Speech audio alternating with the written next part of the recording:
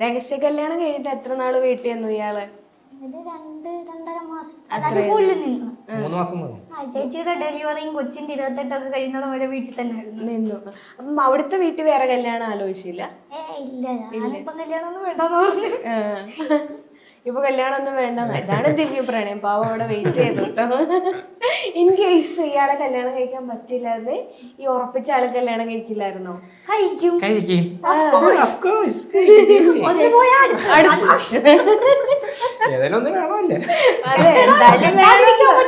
അല്ല, ഒരെണ്ണം പോയതിന് ഡിപ്രഷൻ മാറ്റാൻ വേറൊരാള്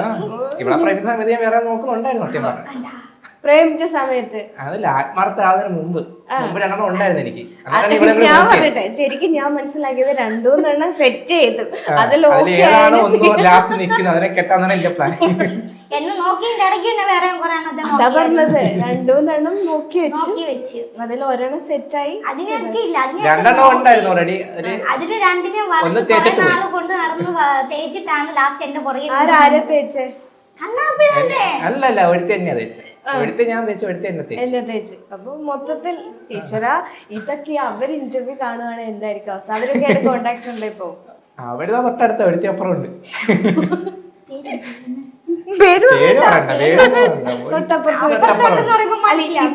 ഇപ്പൊ നിങ്ങളെ കല്യാണമൊക്കെ കഴിഞ്ഞിട്ട് അവരുടെ ആരെങ്കിലും കണ്ടിട്ടുണ്ട്?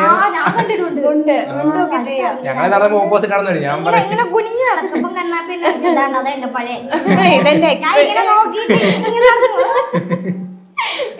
ഇത്ര ഹാപ്പി ആയിട്ട് എക്സിറ്റ് സ്റ്റോറി പറയുന്നത് ആദ്യമായിട്ട് കാണുക. പ്രശ്നമൊന്നും ഉണ്ടാക്കില്ല വീട്ടിൽ വന്നിട്ട്? ഇല്ല, എന്റർടൈൻമെന്റ്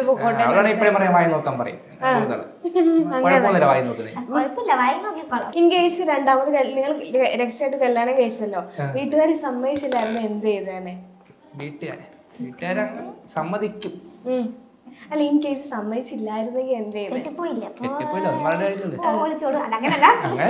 കല്യാണം കഴിച്ചിട്ട് വീണ്ടും വിളിച്ചോടാലോ. അവളെ കെട്ടിപ്പോയി. ഇവിടെ കേറ്റുമെന്നാണ് എന്റെ വിശ്വാസം. അല്ലെങ്കിൽ കേറ്റും. പണ്ടോട്ടെ പറഞ്ഞിട്ടുണ്ട്, നീ അത് പറഞ്ഞിട്ടുണ്ട് പറഞ്ഞിട്ടുണ്ട്. ആ ഒരു വിശ്വാസത്തിലാണ് കൊണ്ടുവന്നേ. ചേട്ടനും ചേട്ടത്തിയൊന്നും അപ്പൊ ചേട്ടന് കല്യാണം കഴിഞ്ഞിട്ടുണ്ടായിരുന്നോ? ചേട്ടത്തിക്ക് സംഭവങ്ങളെല്ലാം അറിയാം. ഇപ്പൊ കണ്ട ചേട്ടത്തി? ചേട്ടത്തിക്ക് കാരണം എല്ലാം തുറന്നു പറയുന്ന ആള്. എന്നാണ് ഒരാളെ ഇഷ്ടം എല്ലാം പറഞ്ഞ് ഞങ്ങളൊക്കെ കോണ്ടാക്ട് ഉണ്ടായിരുന്നു. ചേട്ടത്തി ആയിരുന്നു ദൂതം. മാത്രമേ കൺവിൻസ് ചെയ്യാൻ കുറച്ച് ഇങ്ങനെ പ്രശ്നം. അച്ഛനില്ല, അച്ഛൻ പോവായിരുന്നു. പിന്നെ അമ്മയുടെ എല്ലാം പറഞ്ഞല്ലോ, അതുകൊണ്ട് അമ്മയുടെ അടുത്ത് പറയായിരുന്നു. അങ്ങനെ ലവ് സ്റ്റോറീസ് ഇങ്ങനെയാണ് പൊക്കോണ്ടിരിക്കുന്നത്.